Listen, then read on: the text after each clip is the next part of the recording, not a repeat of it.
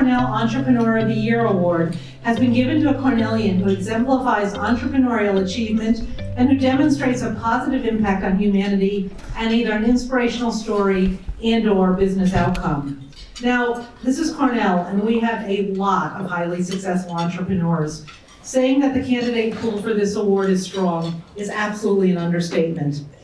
But among all those impressive candidates, there are the standouts. And I won't give you his entire resume, but I do want to share that Barry established the Marla and Barry Class of 90 Beck Entrepreneurship Fellows Program in 2016. The program provides funding for Cornell students to pursue their entrepreneurial ideas over the summer, free from the concern of supporting themselves in a traditional paid internship. So along with everything else that Barry has done in his remarkable career, this Fellows Program, I think, just truly embodies his desire to empower students to start companies at a young age. And it actually sets up even stiffer competition for this award down the road. So with that, Barry, congratulations so much. Thank you for coming back to Cornell, and let me welcome you to the stage, platform. Thank you. I'm honored to be with you today and to be recognized as Cornell University's Entrepreneur of the Year 2023. When I saw the list of some of the previous winners, Jay Walker, founder of Priceline, Leonard Schleifer, founder of Regeneron, Irwin Jacobs, founder of Qualcomm, and Sandy Weil, CEO of Citibank, of course, I was concerned. There might be some mistake. I graduated from Cornell University, having started my first national company in my dorm room as a junior at the ILR school, continuing my lifelong passion and interest in entrepreneurship and innovation. If you look at economic history, the main way societies grow is through innovation, and most everything else is a rounding error. Venture capitalists are trying to find the next entrepreneur, developing the next miracle technology, and there is a shortage of new ideas and good people to execute them. This is known as the puzzle of the missing Elons. I hope this award in some small way will call attention to the fact that we need more entrepreneurs.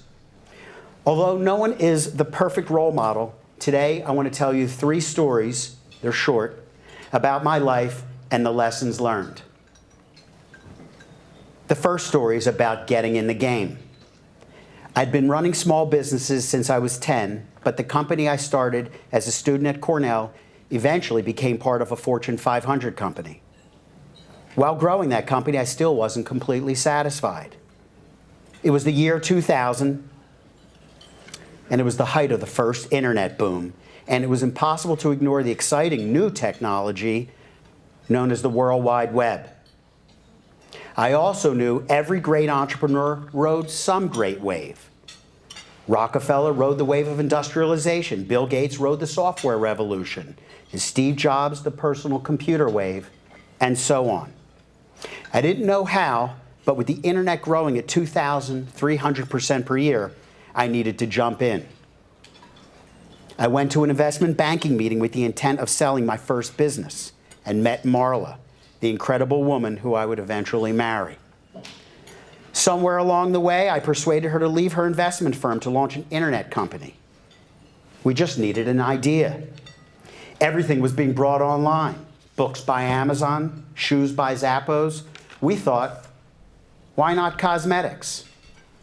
Many people don't know that Bluemercury, which today is the largest luxury beauty retail brand in America with thousands of employees and hundreds of retail locations, started as an e-commerce only company.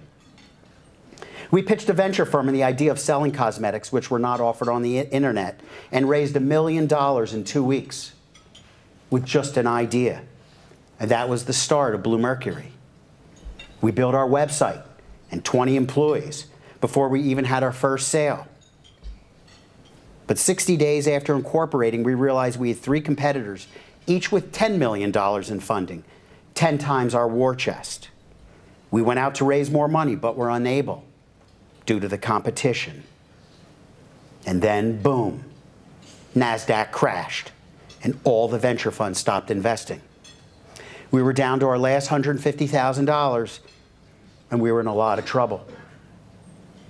While starting the company, we also discovered a small beauty boutique in Georgetown, across the street from our corporate office, which had a steady supply of cosmetics, a warehouse for our internet business, and a couple of customers walking in the front door, which we were lacking on our e-commerce-only site.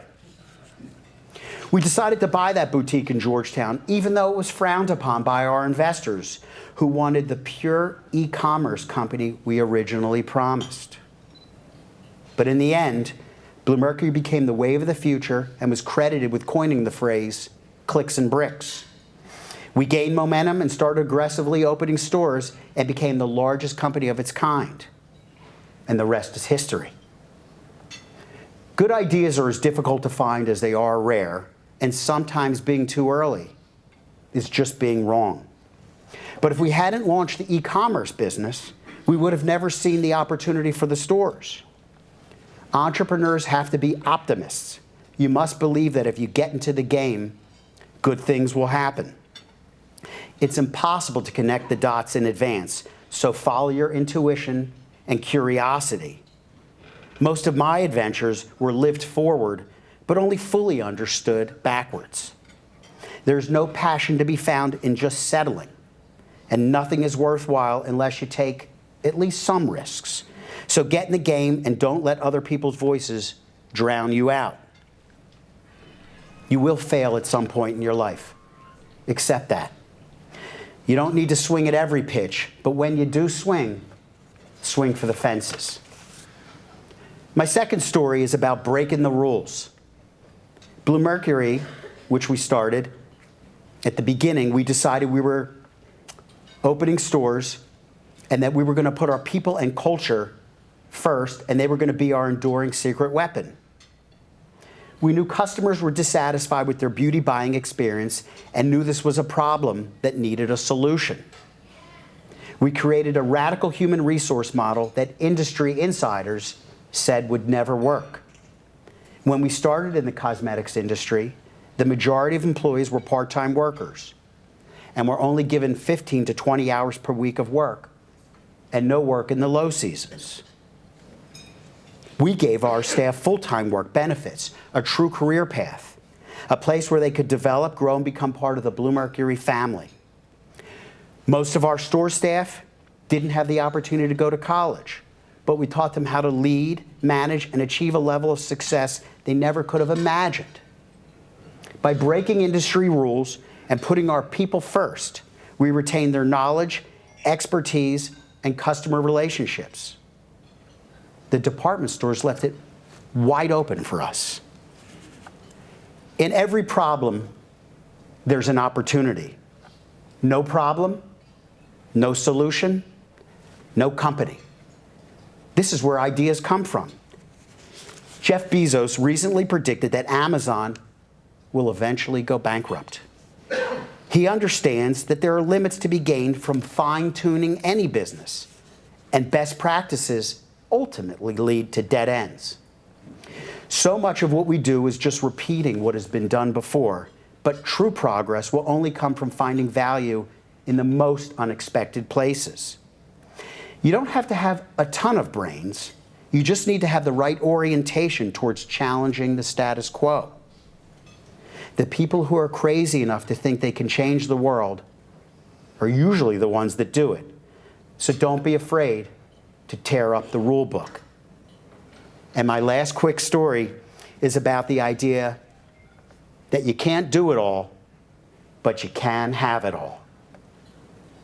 Last week, I traveled through Bhutan, Varanasi, and Dharamshala, India, spending time with the Buddhist monks known throughout the world who shared with me their wisdom on compassion, warm-heartedness, and the oneness of all sentient beings.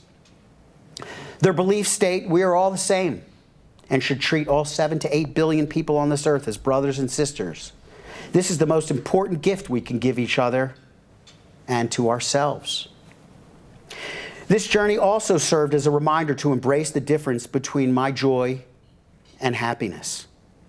Happiness comes from each successive achievement, but true joy comes from building an innovative, ethical company while at the same time growing an amazing, fun-loving family. These are not mutually exclusive.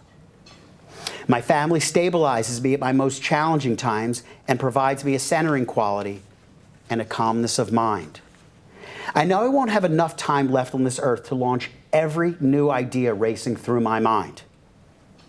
But having my 3 kids, Ariel, Sophie, and Luke, my wife, and my mom and dad here with me today brings a level of inner contentment far greater than the rush of any winning streak I could ever have imagined. My 3 wonderful children have also taught me to listen and wonder how I can innovate to leave this world a better place for them than the one I inherited. And speaking of family, I want to especially recognize my parents, who filled me with an intellectual curiosity and supported my maverick qualities that eventually helped me succeed in business. And if I ever made any mistakes along the way, don't complain to me, complain to the manufacturers. I also want to especially thank my wonderful wife, Marla, with whom I've developed a shorthand language to love and life. And she has supported me in all my entrepreneurial ventures. She is wiser than Solomon, stronger than Samson, and she's even more, wait a minute, I can't read this, more patient than Job. Sometimes it's so hard to read her handwriting. I'm just kidding. She's obviously incredible. We need change to create a better future. And I know we're ready to be part of a society that is dynamic. But a better future is not automatic. We need more entrepreneurs and new thinking that will make future decades more peaceful and prosperous than those of the past. And lastly, I want to thank Cornell University, a magical place with its varied areas of study, Dean Alex Colvin, President Martha Pollack, and the entire Cornell community who loved and supported me throughout my life and career. I know I couldn't have done it without you. Thank you.